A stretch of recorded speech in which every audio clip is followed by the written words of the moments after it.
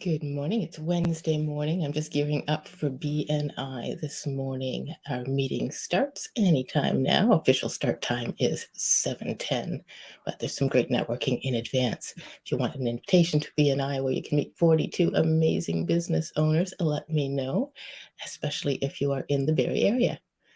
So today I wanted to talk to you about flow. I actually want to talk to you about leadership habits. In the case of a business owner, there are some habits that you think, okay, those are logical. They're sales oriented, they're operations oriented. But as you grow your business, if you're growing a business that you want to de-operationalize yourself from, there comes a point in which you step into the visionary leadership role. And that hat is where you spend about 80% of your time. Your goal as a business leader is to spend less and less, to spend more and more time doing less and less, better and better. There we go. So that means that you are delegating, you are hiring, you are getting other people to carry out the operations and the sales and the admin of the business while you become the visionary leader. This is a massive mindset shift for a lot of people. They don't understand what they'll be doing or how they can justify not doing the work but still making money because they have defined the work as operations. A great deal of what you'll be doing as a visionary leader, beyond being the figurehead of the business, the person building visibility and credibility on a higher level, is thinking.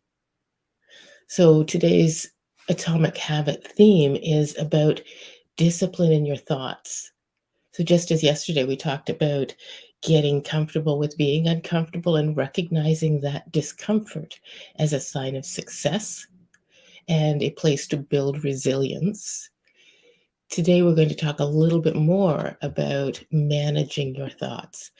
So, there are thoughts that automatically come up from your primitive brain as you're adopting some of the habits you've been working on so far, right? That little bit of hunger, if it was just noticing the hunger and not assigning any meaning to it, not deciding, and that means three very dangerous words, then it wouldn't be a big deal. You'd just be able to observe the hunger and let it go. That's not what our brains do automatically. That doesn't mean you can't change your brain, discipline your brain to be able to do that automatically. But it takes practice. And it is a habit in which the cue is hunger, discomfort, tiredness, and you see that thought pop up of, oh, I am hungry. And notice where it tries to go. I'm starving. I need to fuel my body. I've got things to do. I should eat. All those automatic thoughts that follow from that tiny noticing of hunger that's supposed to happen. Right? We're actually supposed to feel hungry many times a day. When's the last time you really felt hungry? That is a measure of your discipline around fueling your body. Good for you if you can say, this morning or last night for an hour before dinner, right? Hunger is the salt of our food. When you're thinking about doing a task, you might notice, right? And this is an awareness piece. It requires some emotional intelligence as well, that you aren't suppressing emotions, that you've processed those emotions so that you can allow your body to tune in and go, oh, I'm noticing I'm tired as I think about doing that task. And now I'm telling myself, oh, save your energy. Why, right? Is a saber-toothed tiger coming? And you're going to wear out your brain before that saber-toothed tiger arrives. So you can go, all right, I see that tiredness or fatigue coming up as I contemplate this big task. It's okay. I've got this, right? You're deliberately telling your unconscious mind, I've got the energy, I've got the creativity, I've got the brain power to do this task. Thanks anyway, reptilian brain. I don't need to be in survival mode, right? because that's where we're finding ourselves in survival mode so much of the time. And I've noticed during the pandemic that we're spending even more time in survival mode. There's a few things that happen to us just by living in society that we need to become aware of, right? ADHD, we're all kind of situationally distracted and ADHD.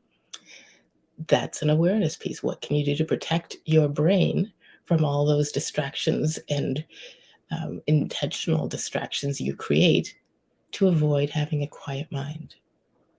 Because you're doing it. We're doing it all the time, and we need to be aware of it. We need to stamp out automatic negative thoughts like I'm starving, I need my energy in case there's a saber-toothed tiger.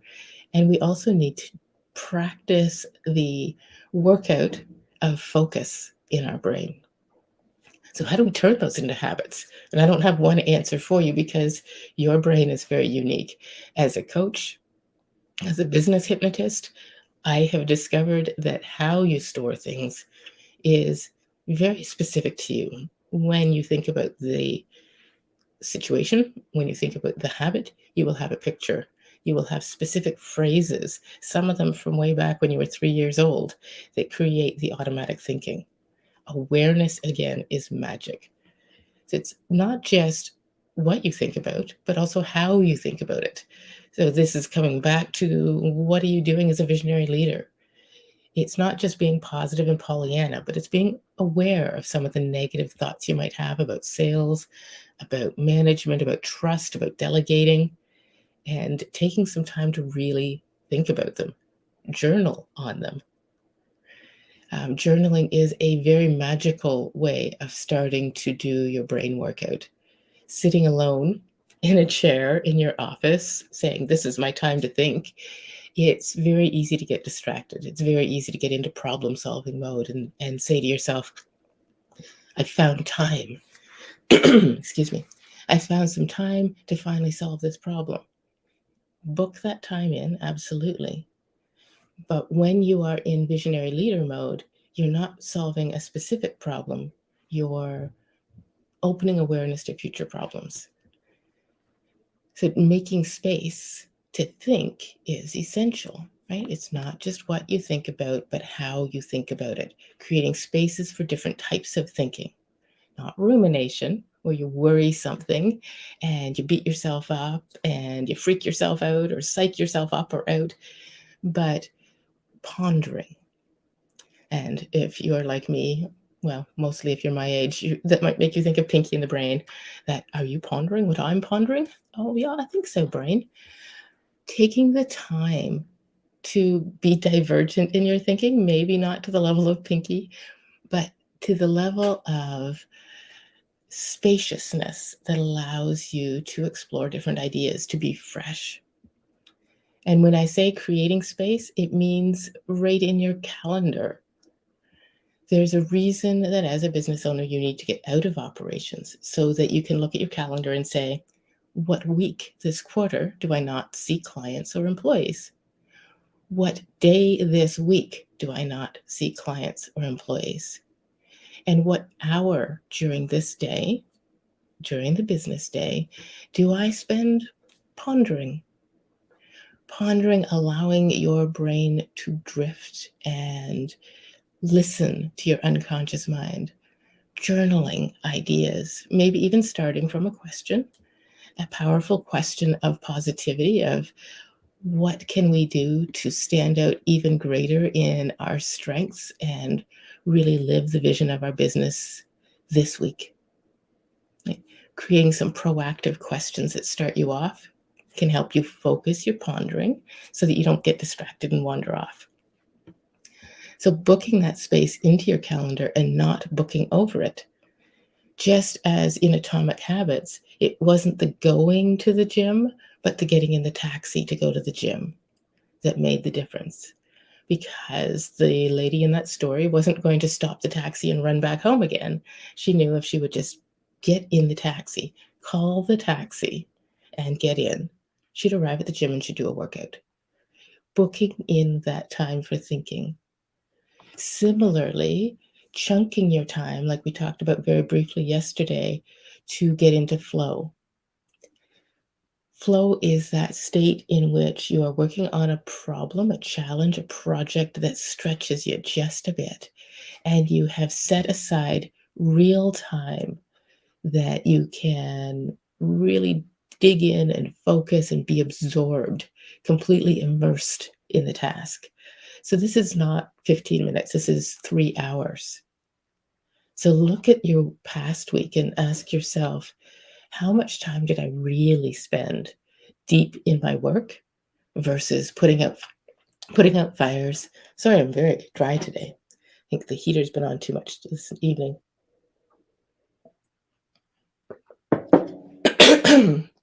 I left that heater on overnight last night, and it's so dry in here. There is a technique to getting into flow. There's about 7 things that you need to put into place in order to make that happen. I'm going to put a link in the comments on exactly how to get into flow, as well as a little MP3 file to help you practice getting into flow. And for those of you who love Pinky and the Brain and all the things that he was pondering, I'm also going to put a link to a YouTube video on every episode. Are you pondering what I'm pondering? So you can play around with that. Just add some humor as you're learning this technique will help it become more important to you because your brain loves humor, loves learning with humor. I think that's where we'll leave it for today, other than there are studies that show there are significant effects that problem solving pondering can do for you in the workplace. It's actually something that has been studied. And you look at how overbooked we tend to make ourselves. And I think with Zoom calls, we're even worse. How many of you have gone Zoom call to Zoom call with not even a break to go pee, right? Back to back meetings and busy work, putting out fires, filling all your time versus setting aside deep space for brain breaks, for boredom, for a space that is transitions between activities to make sure you're fully done that activity and fully prepared for the next one. As simple as 5 minutes before you leave the house, sit down. Do nothing before you head into the office. Notice all the things that you might have forgotten. Grab your protein shake, your apple. Don't forget your water. Fill it up with your lemon water for the beginning of the day. Those things that you might otherwise reactively rush out the door for. And then look at your calendar. Every morning, as a habit, perhaps. Some people will do this during their 1% meeting on a Sunday. But how can you create the habit to think about your thinking, to exercise your brain so that you can step into that visionary leadership role that as a business owner, you've already decided you should be in, right? The decision's already made. You are a business owner. And that means whatever you want it to, right? This is the identity piece of stepping into that future successful business self. If you would like some help with that, let me know. I'm going to put a couple of links, as I say in the comments, inside of the LinkedIn group. And if you have any other questions, ideas, issues, and things that have been working for you, post those in the comments as well, or send me a message. And tomorrow is the last day of our book club. So if there are things that you are celebrating from having read the book, having started to apply the book, I would love to hear those as well. And if there's anything in particular that you would like to hear about, talk about, think about tomorrow as you apply atomic habits into the future, let me know.